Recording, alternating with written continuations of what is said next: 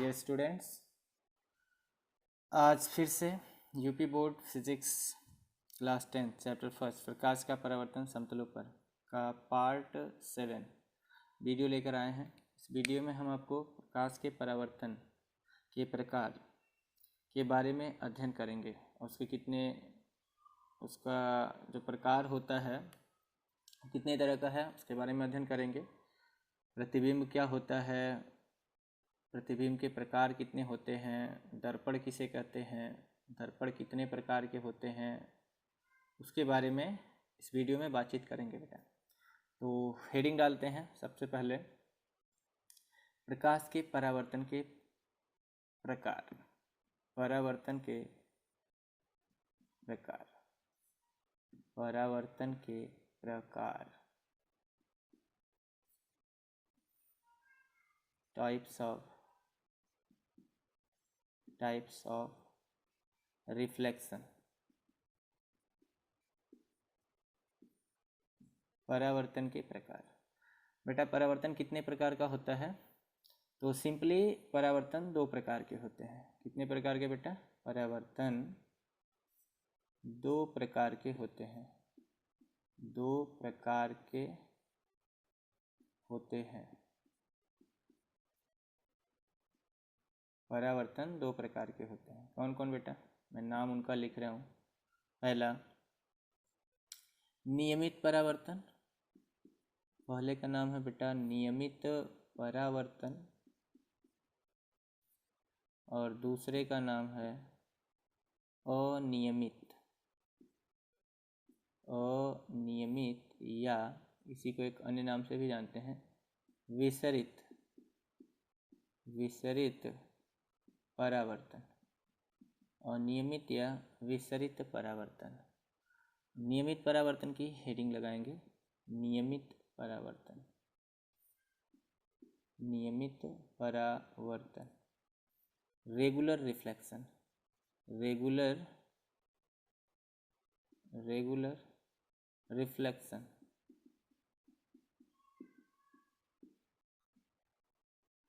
Regular reflection. क्या होता है बेटा रेगुलर रिफ्लेक्शन यानी नियमित परावर्तन? तो फिगर के माध्यम से समझेंगे। मैं एक चित्र बना रहा हूँ यहाँ पे। ये एक परावर्तक पृष्ठ है और ये लाइट इस पे आ रही है बेटा। यहाँ पे लाइट आ रही है, ढेर सारी लाइट्स।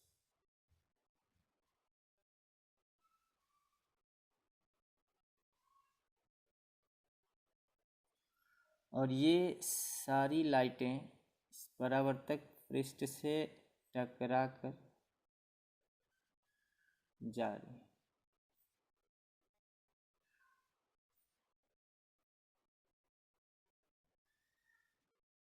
दिखाई दे रहा होगा बेटा कि ये प्रकाश किरणें इस परावर्तक पृष्ठ पर आ रही हैं और इससे टकरा कर उसी माध्यम में एक दूसरे के समांतर चली जा रही है।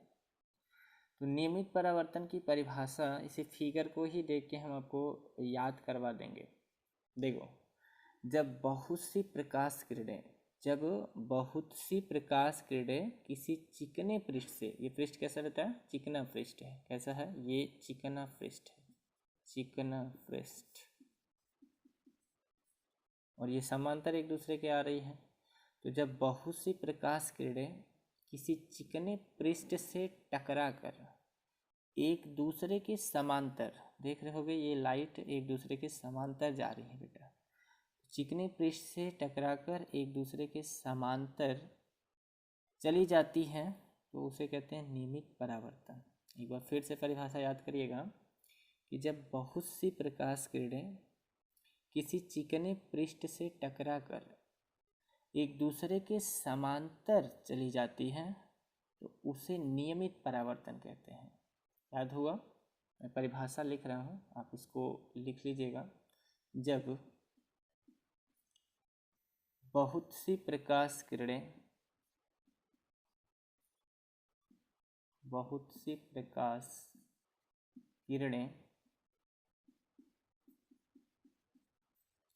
किसी चिकने पृष्ठ से, किसी चिकने पृष्ठ से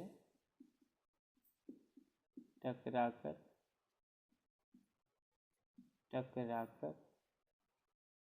एक दूसरे के समांतर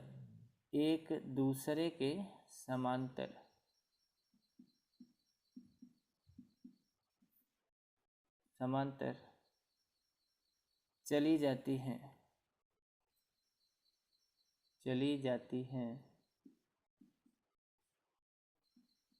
तो उसे नियमित परावर्तन कहते हैं। उसे नियमित परावर्तन कहते हैं।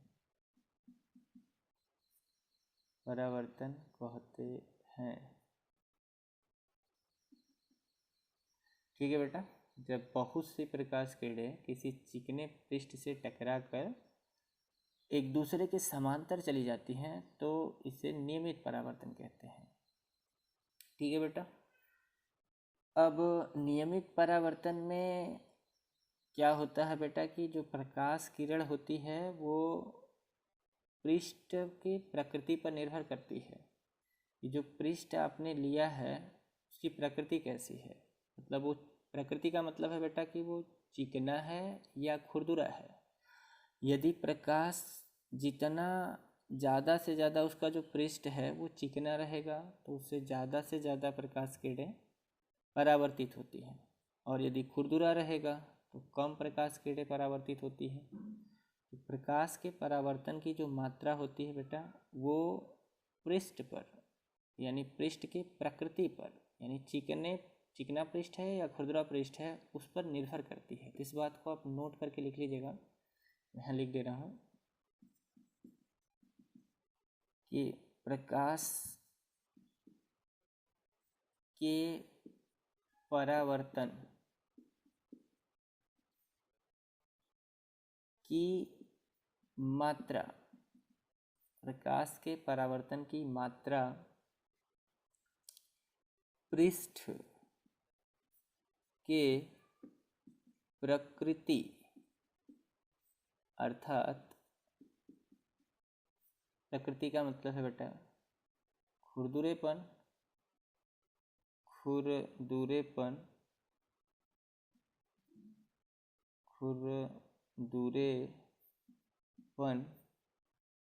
या चिकनेपन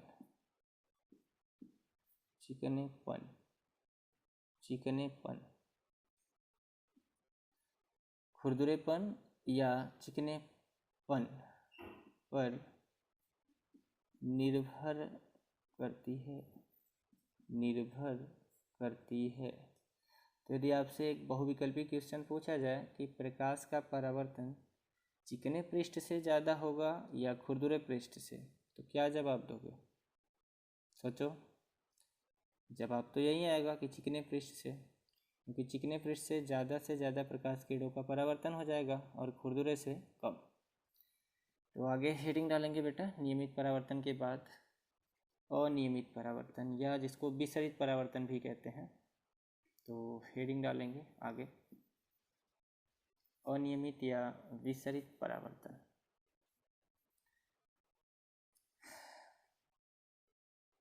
लिखिएगा, अनियमित या विसरित परावर्तन को इंग्लिश में कहते हैं बेटा इर्रेगुलर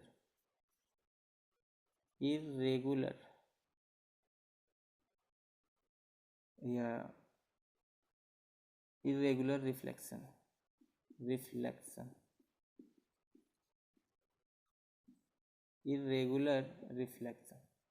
अनियमित या विसरित परावर्तन, इसमें क्या होगा बेटा कि जो पृष्ठ होगा वो ऊबड़ खाबड़ होगा, मतलब समतल नहीं होगा। ये पृष्ठ ऊबड़ खाबड़ होगा। जैसे ये कोई ऊपर नीचे वाला पृष्ठ है और इस पे लाइट रे, प्रकाश किरणें, लाइट रेज आ रही है। अब ये प्रकाश किरणें इस पे पड़ रही है बेटा, और इससे टकराने के बाद कोई कहीं कोई कहीं किसी भी दिशा में विदाउट पैरेलल चली जाती है, तो इसको कहते हैं बेटा अनियमित। यानी जब बहुत सी प्रकाश किरणें किसी खुरदुरे पृष्ठ से या असमतल पृष्ठ से टकराकर किसी भी दिशा में चली जाती हैं, माध्यम तो एक ही होगा, उसी माध्यम में जाएंगी, लेकिन एक दूसरे के समांतर ये नहीं जाती है बेटा। जबकि नियमित में क्या था कि टकराने के बाद एक दूसरे के समांतर गई थी, लेकिन इसमें समांतर नहीं जाती है। तो परिभाषा में इसका लिख रहा हूँ, जब बहुत सी प्रकाश किरणें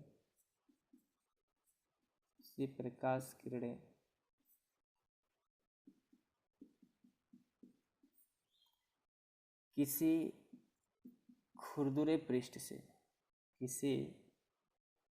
खुरदुरे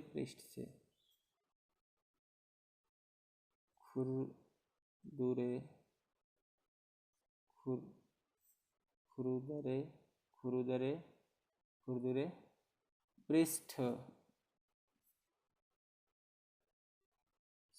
जब बहुत सी प्रकाश किरणें किसी खुरदुरे पृष्ठ से टकराकर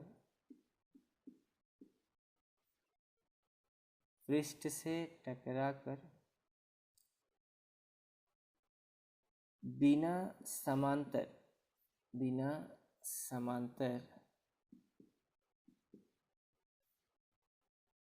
चली जाती हैं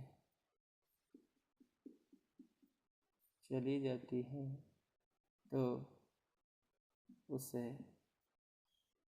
अनियमित या विसरित परावर्तन कहते हैं।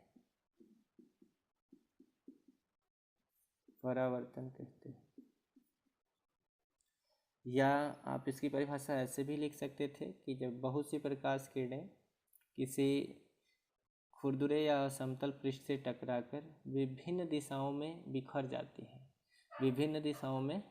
जाती हैं तो उसे अनियमित या विसरित परावर्तन कहते हैं। ये भी परिभाषा सही है, इसको भी आप लिख सकते हो।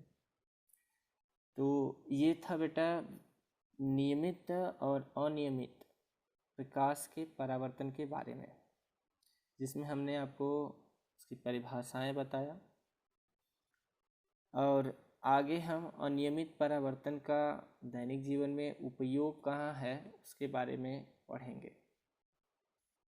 तो लिखेंगे विसरित परावर्तन का दैनिक जीवन में उपयोग। विसरित परावर्तन का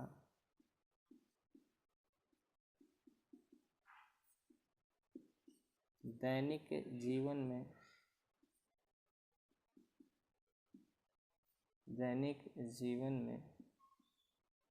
उपयोग।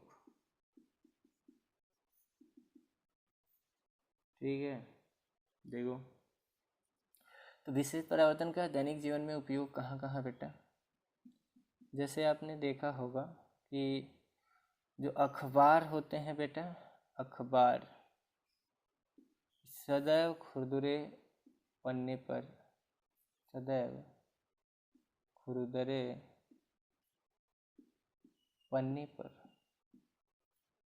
छापा जाता है। अब ऐसा क्यों बेटा, क्यों ना उसको काफ़ी स्मूथ यानी चिकने सफ़ेद रंग के पन्ने पर छापा जाता है। ऐसा इसलिए होता है बेटा कि यदि आप अखबार को काफ़ी सफ़ेद पन्ने पर छापोगे तो हमने अभी बताया कि जो प्रकाश के परावर्तन की मात्रा होती है वो डिपेंड करती है प्रकाश के परावर्तक पृष्ठ पर। यदि वो चिकना होगा तो उससे ज़्यादा से ज़्यादा लाइट रेज का रिफ्लेक्शन होगा, बहुत सी प्रकाश किरणों का परावर्तन होगा। अब ज़्यादा से ज़्यादा यदि प्रकाश किरणों का परावर्तन होगा तो होगा क्या कि अखबार पे काफ़ी छोटे छोटे अक्षर छपे होते हैं और उनका ज़्यादा से ज़्यादा यदि रिफ्लेक्शन होगा तो अक्षर हमें स्पष्ट दिखाई नहीं देंगे, और जो बुजुर्ग या बूढ़े लोग हैं वो आसानी से अखबार नहीं पढ़ पाएंगे क्योंकि अक्षर अच्छे से दिखाई नहीं देगा, ज़्यादा रिफ्लेक्शन होगा, वो अक्षर चमकने लगेगा उनको। इसी वजह से बेटा अखबार देखते हो आप सस्ते कागज़ पर या खुरदुरे या मटमैले रंग के कागज़ पर क्या किया जाता है, छापा जाता है, ताकि ज़्यादा रिफ्लेक्शन ना होके। ठीक है, तो अखबार सदैव खुरदुरे पन्ने पर छापा जाता है। और क्यों ऐसा किया जाता है इसके बारे में हमने आपको बता दिया। दूसरा इसका उपयोग आप लिख सकते हो बेटा कि घरों में जो खिड़कियां लगाई जाती हैं, ठीक है बेटा, घरों में। दूसरा जो है बेटा कि कमरे की खिड़कियों में जो खुरदुरा कांच लगा होता है वो सूर्य के प्रकाश का विसरित परावर्तन करता है, जो हमें ज़्यादा चकाचौंध से क्या करता है, बचाता है। तो दूसरा एप्लीकेशन इसका लिख सकते हैं, कमरे की खिड़की, कमरे की खिड़की खिड़की में लगा खुरदुरा कांच, लगा खुरदुरा कांच, खुरदुरा कांच, खुरदुरा कांच सूर्य के प्रकाश का, सूर्य के प्रकाश का विसरित परावर्तन करता है, विसरित परावर्तन करता है, विसरित परावर्तन करता है, विसरित परावर्तन करता है, जिससे हमें क्या होता है बेटा, ज़्यादा जो चकाचौंध होता है उससे हम बच जाते हैं।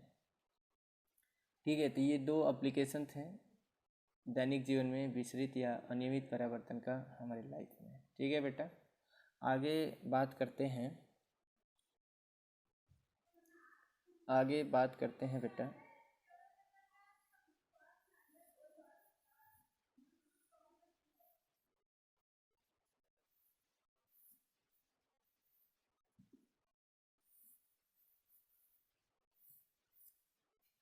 प्रकाश की उत्क्रमणीयता क्या होती है बेटा, प्रकाश की उत्क्रमणीयता, उत्क्रमणीयता,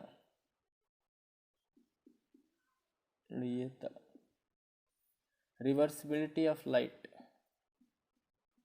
reversibility of light, reversibility of light,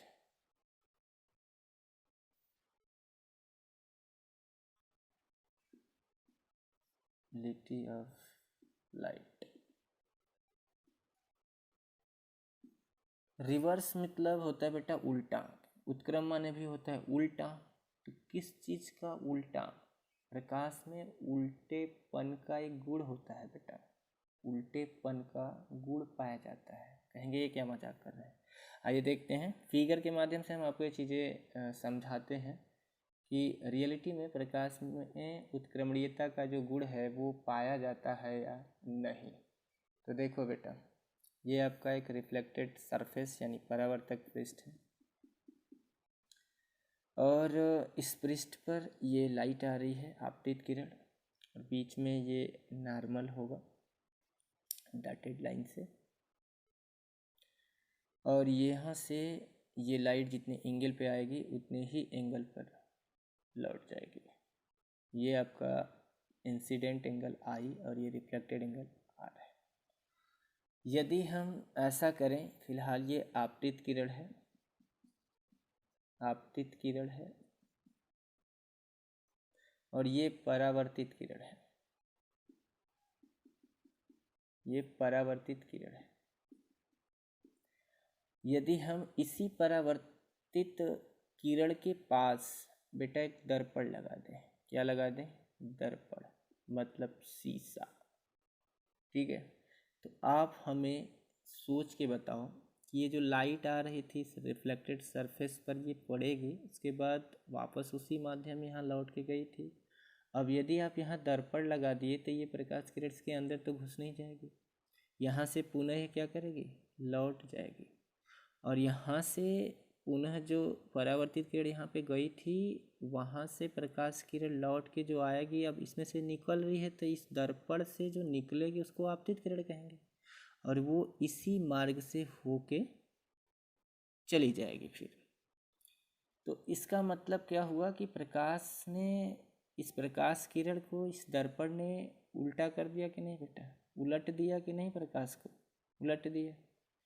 तो प्रकाश में उत्क्रमणीयता का गुण होता है, प्रकाश को आप उल्टा कर सकते हो, ठीक है। तो कैसे इसकी परिभाषा आप बनाओगे प्रकाश की उत्क्रमणीयता की, कि यदि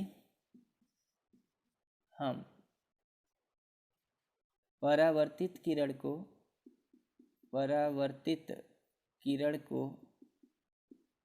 आपतित किरण मान लें, परावर्तित किरण को आपतित किरण मान लें, आपतित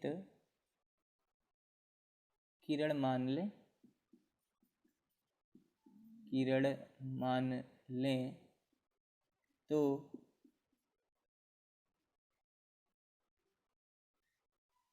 आपतित किरण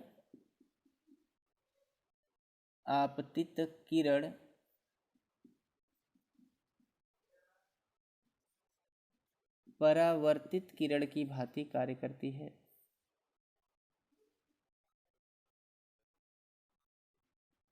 आपतित किरण परावर्तित किरण की भांति कार्य करती है, भांति कार्य करती है। इसे ही प्रकाश की उत्क्रमणीयता कहते हैं, इसे ही प्रकाश की उत्क्रमणीयता कहते हैं, उत्क्रमणीयता कहते हैं। समझ गए बेटा कि हम क्या करेंगे कि आपतित किरण को यदि हम परावर्तित किरण मान लें या परावर्तित किरण को हम आपतित किरण मान लें, तो जो आपतित किरण होगी यह परावर्तित किरण की भांति क्या करती है, कार्य करती है।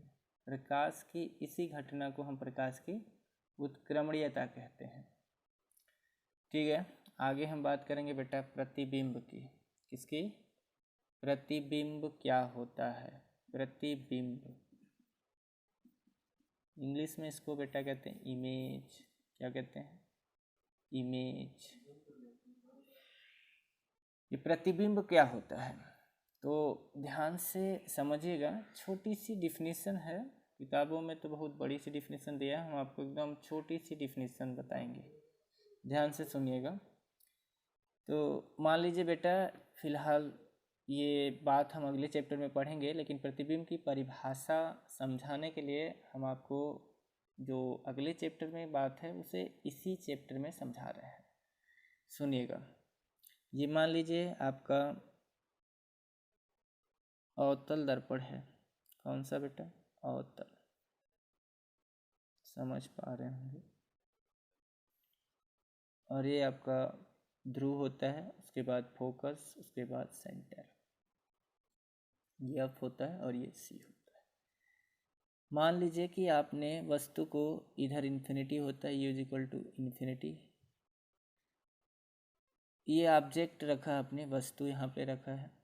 अब इस वस्तु से प्रकाश किरण यदि मुख्य अक्ष के समांतर जाती है तो दर्पण से परावर्तन के बाद ये फोकस से लौट के आती है। ये नियम होता है बेटा, जो हम अगले चैप्टर में आपको बताएंगे। फिलहाल हम आपको प्रतिबिंब की परिभाषा याद कराने के लिए इस चीज़ को इसी वीडियो में बता रहे हैं।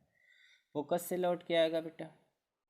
और दूसरा रास्ता होता है कि यदि आप प्रकाश किरण को फोकस से लेके जाते हो, यप से लेके जाते हो, तो दर्पण से परावर्तन के बाद, दर्पण से परावर्तन के बाद वो मुख्य अक्ष के समांतर हो जाता है, मुख्य अक्ष के समांतर हो जाता है।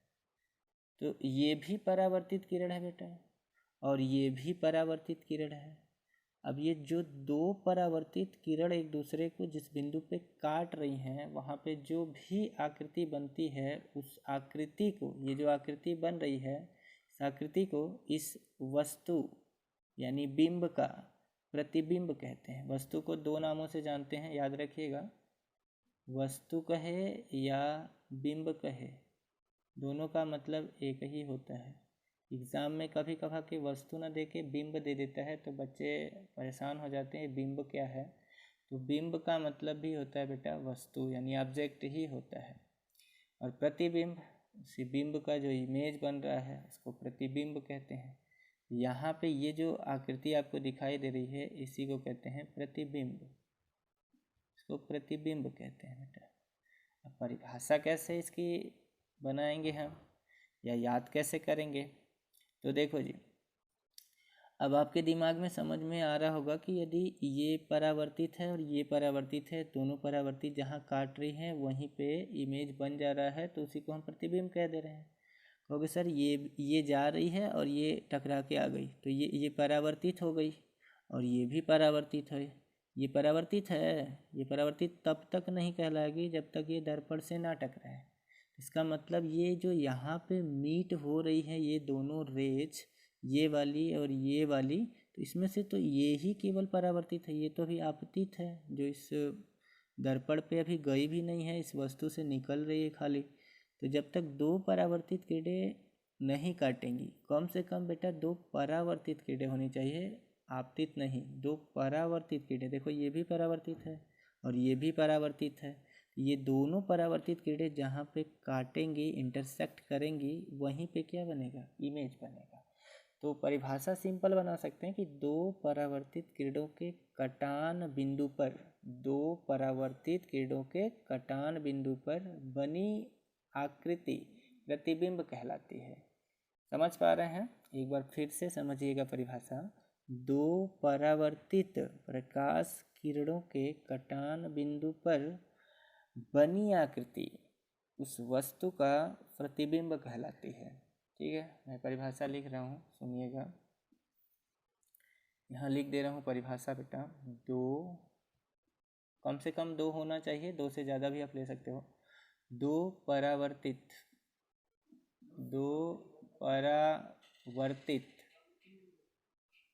प्रकाश किरणों, दो परावर्तित प्रकाश किरणों के कटान बिंदु पर बनी आकृति उस वस्तु की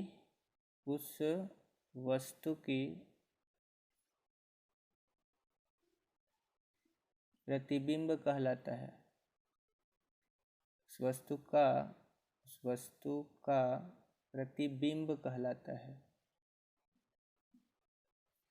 प्रतिबिंब कहलाता है, उस वस्तु का प्रतिबिंब कहलाता है। देखो दो परावर्तित किरणें हैं, ये भी है और ये भी है, दोनों जहाँ काटी हैं वहीं पे क्या बना है, इमेज, प्रतिबिंब बना है। तो दो परावर्तित किरणों के कटान बिंदु पर बेटा प्रतिबिंब का निर्माण होता है, इसी को प्रतिबिंब कहते हैं। फिलहाल इस चित्र की आपको ज़रूरत नहीं है, ये हमने आपको केवल समझाने के लिए फिगर बनाया, आपको केवल ये परिभाषा जो डिफिनीशन है इसी को याद रखना है। अब आपके दिमाग में प्रश्न उठ रहा होगा कि सर कोई ज़रूरी तो है नहीं कि दोनों जो रेज हों, जो रिफ्लेक्टेड रे हैं, परावर्तित प्रकाश किरणें हैं, वो वास्तव में काटे ही एक दूसरे को। जी हाँ, आपका सोचना लाजमी है, सही है, बट बेटा जो अवतल दर्पण होता है उसमें रियल में लाइट 5 केसेज में रियल में लाइट काटती है, छठे केस में आभासी होता है, उसमें डॉटेड लाइन से मिलाते हैं, आभासी इमेज बनता है। बट चाहे अवतल हो या उत्तल दर्पण, दोनों में कम से कम दो परावर्तित किरणें तो होनी ही चाहिए, चाहे वो वास्तव में काट रही हो या फिर आभासी हो। यदि दोनों जहाँ पे काटेंगे बेटा परावर्तित किरणें तभी इमेज बनेगा, बिना दो परावर्तित किरणों के कटान से इमेज नहीं बनेगा। समझ पाए होंगे? तो दो, हम कह रहे कि दो तरह का आभासी और वास्तविक इमेज के बारे में बातचीत करेंगे, क्योंकि हो सकता है वो रियल में काटे या हो सकता है वो आभास हो। इस बेस पर प्रतिबिंब के प्रकार भी होते हैं। प्रतिबिंब के दो प्रकार होते हैं बेटा। प्रतिबिंब की परिभाषा हमने आपको बता दिया, आगे बात करते हैं प्रतिबिंब के प्रकार।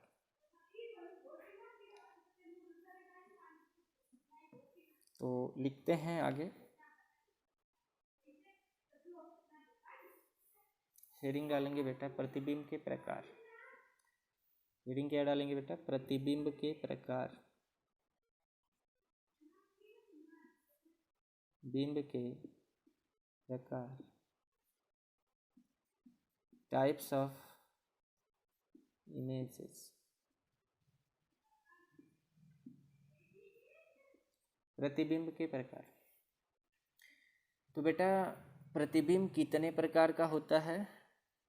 तो प्रतिबिंब 2 प्रकार का होता है। प्रतिबिंब 2 प्रकार का होता है। 2 प्रकार का होता है। मैं दोनों का नाम लिख दे रहा हूँ, फिर इनकी परिभाषा भी आपको बताऊंगा। पहला है बेटा, होता है बेटा वास्तविक प्रतिबिंब। वास्तविक प्रतिबिंब। और दूसरा होता है बेटा आभासी प्रतिबिंब। आभासी प्रतिबिंब। हेडिंग डालेंगे पहला वास्तविक प्रतिबिंब। वास्तविक प्रतिबिंब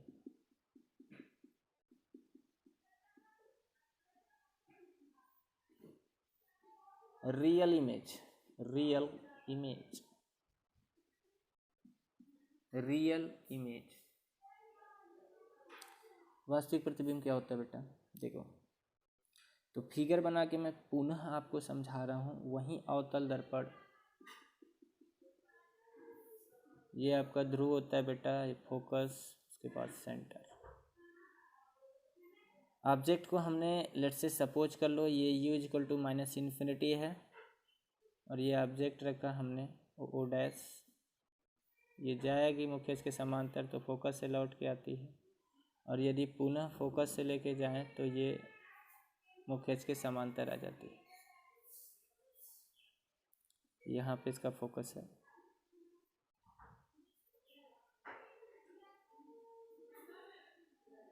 और ये इसका सेंटर।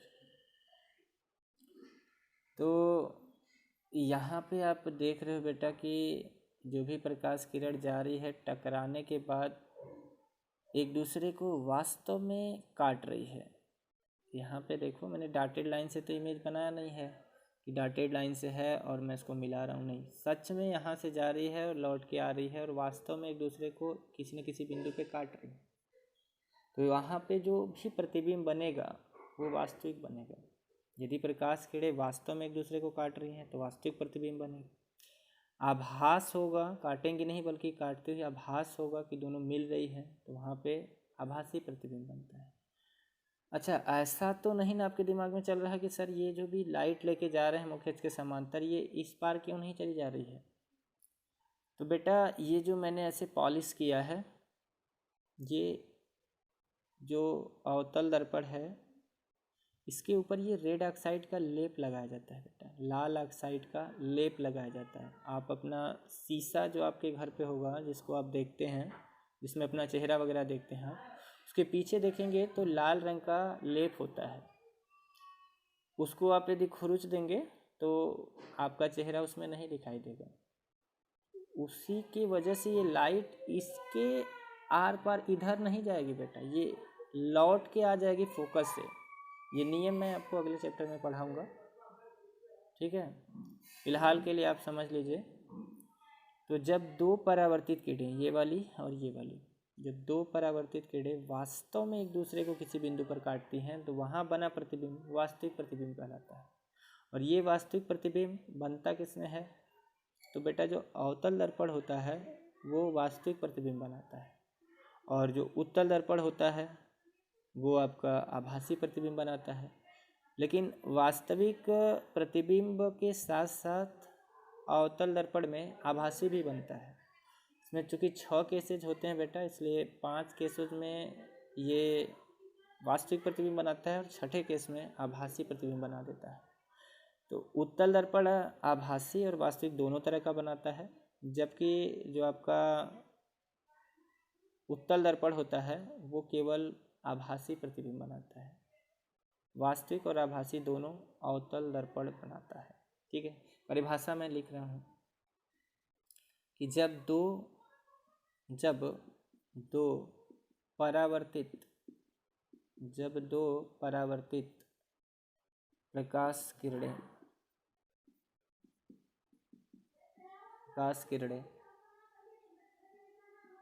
वास्तव में एक दूसरे को किसी बिंदु पर काटती हैं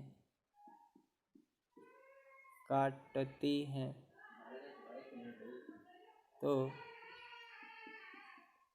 वहाँ बना प्रतिबिंब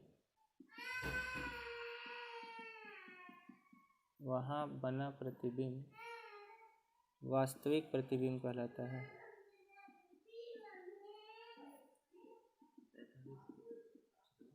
वास्तविक प्रतिबिंब कहलाता है। ठीक है बेटा, वास्तविक प्रतिबिंब को नोट कर लीजिएगा ये बात को, वास्तविक प्रतिबिंब को पर्दे पर लिया जा सकता है। वास्तविक प्रतिबिंब को पर्दे पर लिया जा सकता है, लिया जा सकता है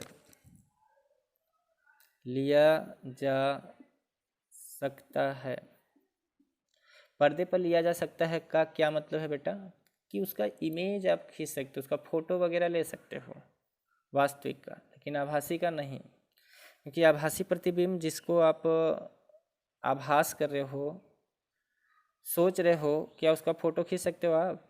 किसी को मन में आप सोच रहे हो, उसका इमेज बना लोगे, फोटो खींच लोगे उसका? नहीं ना। तो वास्तविक प्रतिबिंब को फोटो यानी पर्दे पर उसको लिया जा सकता है, अर्थात उसका फोटो वगैरह खींचा जा सकता है, बट आभासी का नहीं बेटा। तो वास्तविक प्रतिबिंब के बाद बात करेंगे आभासी प्रतिबिंब की। आभासी प्रतिबिंब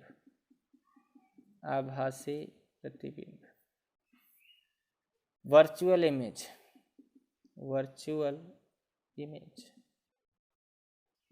आभासी प्रतिबिंब का मतलब होता है बेटा कि जब दो परावर्तित प्रकाश किरणें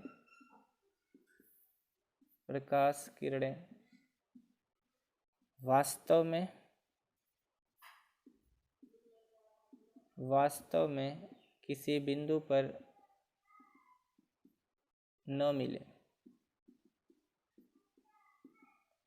बल्कि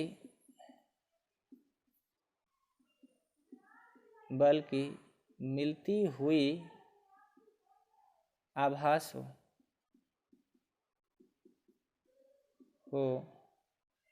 तो उसे आभासी प्रतिबिंब कहते हैं।